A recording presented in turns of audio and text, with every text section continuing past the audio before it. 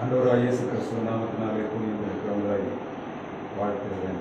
இந்த காலை நேரத்தில் இந்த நாளிலே ஆண்டவர் திருச்சபைக்கு கொடுத்த செய்தியை தொடர்ச்சியாக உங்களுக்கு தரும்படியாக நான் விரும்புகிறேன்.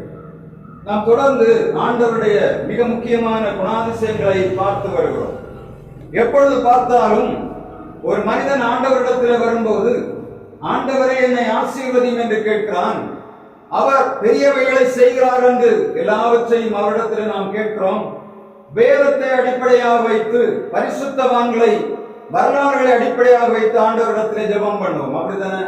நம்ம ஆண்டவருடைய வார்த்தை சொல்லுகிறது, வாக்கு தத்தங்களை பற்றி கொண்டு அவரிடத்தில் கேட்கும் போது ஆண்டவர் எவை செய்கிறார் என்பதை நாம் அறிந்திருக்கிறோம். வேதத்தில் அநேக காரியங்களை நாம் ஆண்டவருடைய சமூகத்தில் கொண்டு போய் நம்முடைய ஒவ்வொரு பிரச்சனைகளுக்கும் தீர்வாக ஆண்டவரிடத்தில் அநேக காரியங்களை கேட்கிறோம். நம்முடைய எண்ணம் என்ன? ஆண்டவருடைய ஜெபங்களுக்கு பதில் கொடுக்கிறவர், நம்மை ஆசீர்வதிக்கிறவர், நம்மை உருவாக்கின தேவன், நாம் கேட்கிற எல்லாவற்றையும் செய்கிறவர் என்பதை உணர்ந்துதான் ஆண்டவரிடத்திலே போகிறோம். அப்படித்தானே? ஆனால் ஆண்டவர் நம்மிடத்திலிருந்து ஒரு சில காரியங்களை எதிர்பார்ப்பதை நாம் இன்றைக்கு சிந்தனையிலே கொள்ளுவோம் என்று சொன்னால், அநேக நேரங்களில் நாம் கேட்கிற கேள்விகள் ஆண்டவரிடத்திலே, ஏன் நான் எல்லாவற்றையும் செய்கிறேனே, நான் உமக்கு இந்த காரியங்களை செய்கிறேனே, ஏன் என்னிடத்திலே ஆசீர்வாதத்தை என்னுடைய வாழ்விலே நான் காண முடியவில்லை, ஏன் என்னுடைய வாழ்விலே ஒரு விடுதலை நாம் காணவில்லை முடியவில்லை என்று அநேக நேரங்களை ஆண்டவரிடத்திலே கேள்வி கேட்டுக் கொண்டிருக்கிறோம். இந்த நாளிலே ஆண்டவர் உங்களுக்கு கொடுக்கும்படியான செய்தி என்னவென்று சொன்னால், கேட்கிறது மாத்திரமல்ல, கேட்கிறவன் பெற்றுக் கொள்ளுகிறான் என்று கர்த்தருடைய வார்த்தை சொல்லுகிறது. ஆனால் ஆண்டவர் தம்முடைய பிள்ளைகள் மேல் ஒரு சில காரியங்களை எதிர்பார்க்கிறார். அவைகள் என்ன என்பதை நாம் ஒரு 3 முக்கியமான காரியங்கள் மத்தியிலே சொல்லி, இதை எதிரே நாம் குறைவாய் கிடக்கிறோமோ அவைகளிலே நிறைவாகும்படியாய் ஆண்டவர் நாளிலே உங்களை பக்குவப்படுத்துவாராக. மீகா தீர்க்கதரிசன புஸ்தகம் 6ஆம் அதிகாரம் 8ஆம் வசனத்திலே ஒரு காரியம் சொல்லப்படுகிற வாசிக்கலாம். மீகா தீர்க்கதரிசியின் புஸ்தகம் 6ஆம் அதிகாரம் 8ஆம் வசனம்.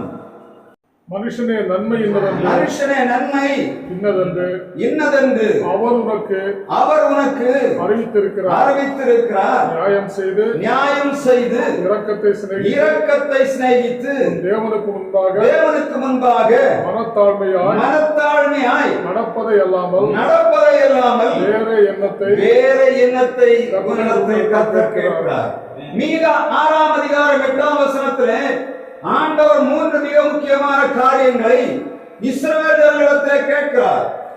நீதியை செய்து இரக்கத்தை சிநேகித்து மனத்தாழ்மையாய் நடப்பதை ஆண்டவர் அங்கே எதிர்பார்க்கிறதை கர்த்தருடைய வார்த்தை தெளிவாக சொல்கிறது.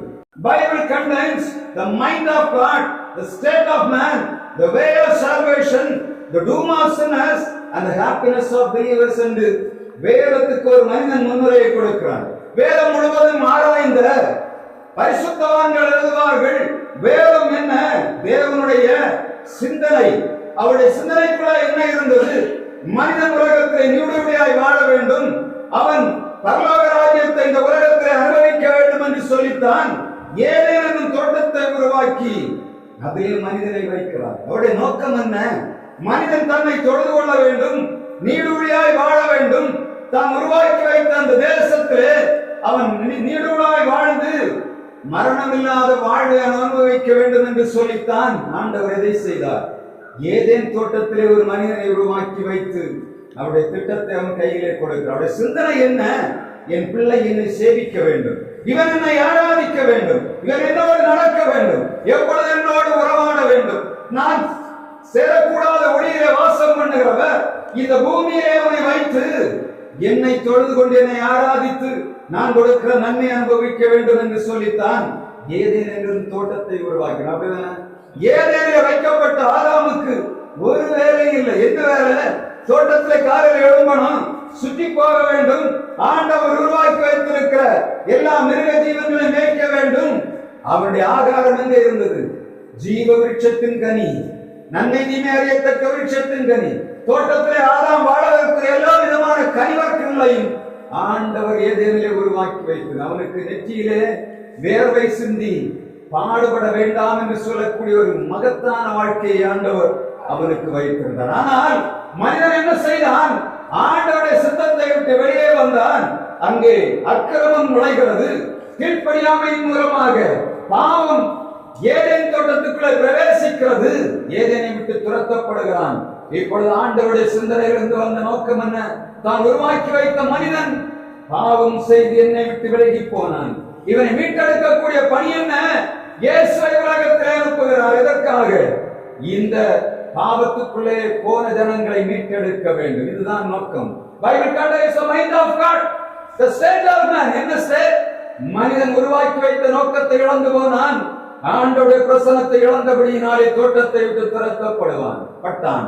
எனவே ஆண்டவர் மீட்பின் பணியாகிய இயேசுவை இந்த உலகத்திலே அனுப்புகிறார். அனுப்பித்தான் உலகத்திலே எல்லா காரியங்களையும் செய்கிறார். இயேசு அனுப்பும் முன்பாக ஆண்டவருடைய மிக முக்கியமான சிந்தை இங்கே வெளிப்படுகிறதை நாம் பார்க்க வேண்டும். மிக தீர்க்கதரிசியை கொண்டு ஆண்டவர் சொல்லும் போது அந்த வார்த்தையை சொல்லுகிறார். இரக்க நீதியை செய்து இரக்கத்தை சிநேகித்து மனத்தாழ்மையாய் நடப்பதை தான் கர்த்தரிடத்தில் எதிர்பார்க்கிறார் என்பதை அந்த பழைய பாட்டுகால பரிசுத்தவான்களுக்கு இஸ்ரவேல் ஜனங்களுக்கு ஆண்டவர் கொடுக்கிறார். அப்படிதானே? அப்படியானால் ஆண்டவர் எவ்வளவு அதிகமாய் புதிய ஏற்பாட்டு காலத்திலே வாழ்ந்து கொண்டிருக்கிற நம்மிடத்திலே கேட்பார். இன்றைக்கு உலகத்திலே இந்த 21ஆம் நூற்றாண்டில் வாழ்ந்து கொண்டிருக்கிற நமக்கு எப்பக்கத்திலும் நெருக்கம். இந்த உலகம் ஆண்டவர் உருவாக்கி வைத்த அந்த ஆதி காலத்திலே நோவாவின் காலத்திலே நடந்த அவ்வளவு காரியங்கள் இந்த உலகத்திலே இன்றைக்கு நடந்து கொண்டிருக்கிறது. நோவாவின் காலத்திலே ஆண்டவர் ஜலப்பிரளயத்தினாலே பூமியை அழித்தார். இந்த உலகத்தை அழிக்கும்படியாக நியாய தீர்ப்பை ஆண்டவர் கொண்டு வந்திருக்கிறார். அந்த காலத்திலே நோவாவின் காலத்திலே நடந்ததோ அவைகள் இப்பொழுது நடந்து கொண்டிருக்கிறது. இயேசு சொன்ன கடைசி நாட்களிலே நடைபெற வேண்டிய எல்லா காரியங்களும் இந்த தேசத்திலே நடந்து கொண்டிருக்கிறது. அதற்கு மனம் திரும்பும்படியாய் தப்பும்படியாய் ஆண்டவர் தம்முடைய சீடரை அனுப்பி தேசத்துக்கு நன்மையும் நீதியையும் எல்லா விதமான காரியங்களை விதைத்துக் கொண்டிருக்கிறார். ஏற்றுக்கொள்ளுகிற மனிதனை ஆண்டவர் பத்திரமாய் பாதுகாக்கிறவராய் இருக்கிறார். இந்த மீகா 6ஆம் அதிகாரத்தை நாம் பார்க்கும் போது 5ஆம் வசனம், என் ஜனமே மோவாபின் ராஜாவாகிய பாரான் பேயோரின் குமாரனாகிய பிலேயாம் அவனுக்கு பிரதியுத்தரமாக சொன்னது இன்னதென்றும் சித்தியும் தொடங்கி கில்கால் மட்டும் நடந்தது இன்னதென்றும் இங்கே வசனம் சொல்லுகிறது. சித்தியிலிருந்து எதுவரை? கில்கால் வரை. இந்த வேத வசனத்தில் மீகா தீர்க்கதரிசி சொல்லும் போது ஒரு காரியத்தை இஸ்ரவேல் ஜனங்களுக்கு நினைவுபடுத்தி கொடுக்கிறார். என்ன காரியம்? சித்தியிலே நடந்தது. கில்காலிலே என்ன நடக்கிறது என்று ஆண்டவர் சொல்லுகிறார். சித்தியும் எதற்கு? என்ன சித்தியிலே என்ன நடந்தது? 25ஆம் அதிகாரத்தில் நீங்க பார்த்தீங்கன்னா இஸ்ரவேல் ஜனங்கள் சித்தியிலே குடியிருக்கையில் அங்கே ஒரு தவறு பண்ணுகிறார்கள். இஸ்ரவேல் ஜனங்களை ஆண்டவர் எகிப்தின் அடிமைத்தனத்தை விடுதலையாக்கி மோசேயின் மூலமாக கொண்டு வருகிறார். இவர் கானான் தேசத்துக்கு பக்கத்திலே பக்கத்திலே வரும்போது கர்த்தருடைய வார்த்தை சொல்லுகிறது, நீ இஸ்ரவேல் ஜனங்கள் போய் கானான் தேசத்தை சுற்றி பார்த்து விட்டு வர சொல். அப்பொழுது அவன் அனுப்புகிறான். இங்கே ஜனங்கள் துச்செய்தியை கொண்டு வந்தார்கள். 40 வருடங்கள் அந்த வனாந்தரத்தில் சுற்றி கொண்டு திரிந்தார்கள். கர்த்தருடைய வார்த்தை சொல்லுகிறது, இஸ்ரவேல் ஜனங்கள் கானான் தேசத்துக்குள்ளே போக முடியாதபடி அந்த வேவுகாரருடைய சந்ததி முழுவதும் இஸ்ரவேல் ஜனங்களை எகிப்தின் அடிமைத்தனம் மீட்டெடுத்து வந்த அத்தனை பேரும் மரித்து போனார்கள். இப்பொழுது கடைசி கிளம்பது தெரியுமா? இஸ்ரவேல் ஜனங்கள் கானான் தேசத்துக்கு போகும்பாக ஆண்டவர் 40 வருடங்களை நடத்தி கொண்டு வந்த கடைசி முகாம் தான் என்னத்தை? சித்தியிலே வந்து அதற்கு அடுத்தபடியாக யோர்தான் எங்க இருக்கிறது? யோர்தானை கடந்த எங்க போனோம்? கானான் தேசத்துக்கு போனோம். இப்பொழுது கடைசி இடத்துல வந்து விட்டார். 40 வருடங்கள் நடந்த பாதை ஆண்டவர் காட்டிக் கொடுக்கிறார். வசனம் மீகா தீர்க்கதரிசி கொண்டு ஆண்டவர் சொல்லுகிறார், 40 வருடங்களில் நடந்து வந்ததை பாருங்க. நீங்க கானான் தேசத்துக்குள்ள பிரவேசிக்க வேண்டிய கடைசி இடத்துல வந்து விட்டீங்க. இப்பொழுது சித்தியிலே வந்து அங்கே நின்று கொண்டு பார்க்கிறார்கள். சித்திங்க பக்கத்துல வந்து மோசே கட்டளைகளை கொடுக்கிறார். அந்த சித்தியின் கடைசி பகுதியில் நின்று ஆண்டவர் நேபோ மலையிலே மோசேயை கூட்டிக் கொண்டு போய் கானான் தேசம் முழுவதையும் காட்டிக் கொடுக்கிறார். யோர்தானை காட்டிக் கொடுக்கிறார். நீ சுதந்திரிந்த இஸ்ரவேலர்கள் சுதந்திரிப்பாக தேசத்தை நீ பார், இதோடு உன்னுடைய வாழ்க்கை முடிகிறது என்று சொல்லி அவனை அந்த நேபோ மலையிலே ஆண்டவர் அவனை எடுத்து விட்டு யோசுவாவுடைய கையிலே பொறுப்பை ஒப்படைக்கிறார். கடைசி இடமான சித்தியிலே இந்த யோசுவா அந்த பதவியை பெற்றுக்கொண்டு அவனுடைய அதிகாரத்தை பெற்றுக்கொண்டு இஸ்ரவேல் ஜனங்களை நடத்தும்படியான வாய்ப்பை பெறுகிற போது முதலாவது சந்தித்த காரியம் என்ன? யோர்தான் கிடக்கிறது வழியிலே. இனி கானான் தேசத்தை சுதந்திரிக்க வேண்டும். இந்த ஜனங்களை நடத்தி கொண்டு போவது அவ்வளவு எளிதான காரியம் அல்ல. யோர்தான் கரை உரண்டு ஓடுகிற யோர்தானுக்கு அப்புறத்தில் கானான் தேசம் காணப்படுகிறது. சிவந்த சமுத்திரத்தை விட்டு கடந்து வந்த ஜனங்கள் கானான் தேசத்தை சுதந்திரிக்க முடியவில்லை. இப்பொழுதோ அதை பார்க்கிற மிகப்பெரிய போராட்டம், யோர்தான் என்று சொல்லக்கூடிய கரை உரண்டு ஓடுகிற சோதனை அவருடைய கண்களுக்கு முன்னாக நின்று கொண்டிருக்கிற யோசுவா ஆண்டவருடைய சமூகத்திலே போகிறான். யோசுவா ஆண்டவருடைய சமூகத்திலே போய், ஆண்டவரே, இவ்வளவு திரளான ஜனங்களை நடத்தி கொண்டு வந்த மோசே போய்விட்டார், என்ன செய்வது என்று தெரியவில்லை. ஆண்டவர் சொல்கிறார் யோசுவாவை பார்த்து, பயப்படாது, நீ கலங்காது, நீ இந்த ஜனங்களுக்கு தேசத்தை பங்கிடுவாய் என்று சொல்லி யோசுவா 1ஆம் அதிகாரத்தில் அவனுக்கு வாக்குத்தத்தத்தை கொடுத்து இஸ்ரவேலின் முழு பொறுப்பை கையிலே கொடுத்து நடத்தி கொண்டு வருகிறார். இப்பொழுது முதலாவது யோர்தானுக்கு பக்கத்திலே வந்து யோர்தானை பிளக்கிறார்கள். யோர்தானை பிளந்து விட்டு கில்காலிலே வந்து முதலாவது பலிபீடம் கட்டுகிறார். ஆண்டவருக்கு பரிசளித்துகிறார். கானானிலே முதல் படியாக கால் வைத்தவுடனே கில்காலிலே பலிபீடத்தை உண்டாக்குகிறார்கள். எகிப்தின் அடிமைத்திலிருந்து விடுதலையாகி வனாந்தரத்திலே அலைந்து வந்து கடைசி பாளையத்திலே வந்து எதிர்பார்ப்பின் தேசமாகிய கானான் தேசத்துக்குள்ளே வரும்போது ஆண்டவர் செய்த நீதி என்ன தெரியுமா? இஸ்ரவேல் ஜனங்கள் யார் யாரெல்லாம் எகிப்தின் அடிமைத்தனத்தில் விடுதலையாக்கி வந்தாரோ அவர்களை அழைத்தாலும் அவருடைய பிள்ளைகளை அடிக்காதபடி அவருடைய நீதியை நிலைநாட்டுகிறவராய் இருந்தார். தகப்பன் செய்த குற்றத்தை, தன்னுடைய முன்னோர்கள் செய்த எந்த குற்றத்தையும் தன்னுடைய பிள்ளைகள் மேல் சுமத்தாதபடி இவர்கள் செய்த பாவத்தை எல்லாம் மன்னித்து விட்டு அவருடைய பிள்ளைகளாகிய அவருடைய சுதந்திரங்களை கானான் தேசத்துக்கு நேராக ஆண்டவர் நடத்தி கொண்டு வருகிற அவருடைய நீதி எவ்வளவு மேன்மையானது தெரியுமா? நம்முடைய ஆண்டவர் நம்முடைய குற்றங்களை, குறைகளை பாராதபடி, நம்முடைய பழைய வாழ்க்கையை நினைத்து பார்க்காதபடி, நம்மை கரிசனை உள்ளவராய் நம்மையும் நம்முடைய குடும்பங்களையும் ஆசீர்வதித்து கானான் என்ற ஒரு தேசத்துக்கு நேராக நடத்தி கொண்டு போகிறார்கள். வசனம் சொல்லுகிறது, இஸ்ரவேல் ஜனங்கள் யார்? வணங்கா கழுத்துள்ளவர்கள், ஆண்டவரை எப்பொழுதும் பரீட்சை பார்க்கிறவர்கள். இறைச்சியை கேட்டார், காளையை கொடுத்தார். தண்ணீரை கேட்டார், கண்ணலிருந்து தண்ணீரை வர்ஷிக்க பண்ணினார். அவள் கேட்ட எல்லாவற்றையும் நிறைவாய் கொடுத்தார். இறைச்சி எப்படி கொடுத்தார் தெரியல, மூக்கில திகட்டி போகும் அளவும் ஒரு மாதம் அளவும் அவர்களுக்கு இறைச்சியை கொடுத்தார். என்ன இறைச்சி? காடை இறைச்சியை கொடுத்தார். காடை இறைச்சி எப்படி இருக்கும்? இறைச்சிகளில் எல்லாம் மிகவும் விசேஷமானது, மிகவும் மதுரமானது, மிகவும் வேறுபட்ட இறைச்சி காடை. இன்னைக்கு நம்ம இங்க வைக்கிற காடை இல்ல, அந்த காடை. நீங்க காடை ஒரு காடை பிடிக்கணும்னா ஒரு ஆளுக்கு வேலை செய்யணும்.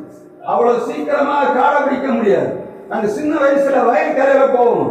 அந்த வயலங்கரையில அந்த தாழ்வாயில கைத முள்ள நிற்கும். கைத அதுக்கு வளர்ப்புல எங்க கைத முள்ளுக்குள்ள அந்த குளிர் பிரதேசத்துல அந்த காடை ஒழிச்சிருக்கு. வயல்ல இருந்தாங்க, எப்படியாவது ஒண்ணு பிடிச்சிடலான்னு பார்த்தா சாதாரண காரியம் இல்லை. ஆனா திருச்சியில நான் ஒரு தடவை போயிருக்கோம், ஒரு கடையில போய் அந்த காடை அடிச்சு, உண்மையான காடை அடிச்சு சாப்பிட்டேன். நமக்கு சாப்பிட ஒரு வழி கிடைக்காது, ஏன்னா காடையை பிடிக்கவே முடியாது. ஆனா அப்படிப்பட்ட காடையை ஆண்டவர் இஸ்ரவேல் ஜனங்கள் ஒரு நாள் பிரயாண தூரம் அங்கேயும் வடக்கையும் கிழக்கையும் மேற்கையும் தெற்கையும் வரும்படியா ஒரு நாள் பிரயாண தூரம். எத்தனை மைல் இருக்கும்? எத்தனை மைல்? சும்மா ஒரு நாள் நம்ம இங்க இருந்து 4 கிலோ நடந்து போக முடியுமா? முடியும். ஒரு 18 கிலோமீட்டர் இங்க காலையில் நடந்தோம்னா நம்ம போய் தர முடியும். 18 கிலோமீட்டர் அல்ல 25 18 மைல் 25 கிலோமீட்டர் அளவுக்கு ஆண்டவர் எவ்வளவு வச்சிருந்தார்? 2 முழ உயரத்துக்கு ஒண்ணு நேரம் ஒண்ணா விழுந்து கிடக்கும். காடை கொடுத்தா எப்படி கொடுத்தார்? சும்மா கொடுத்தாரு. கற்பனை மணி மாதிரி இங்க இருந்து நாகர்கோவில் வர ஒரு 2 மலை நேரம் வரும். எது சிந்து வரும். இந்த அளவு காண விழுந்து கிடக்கும்.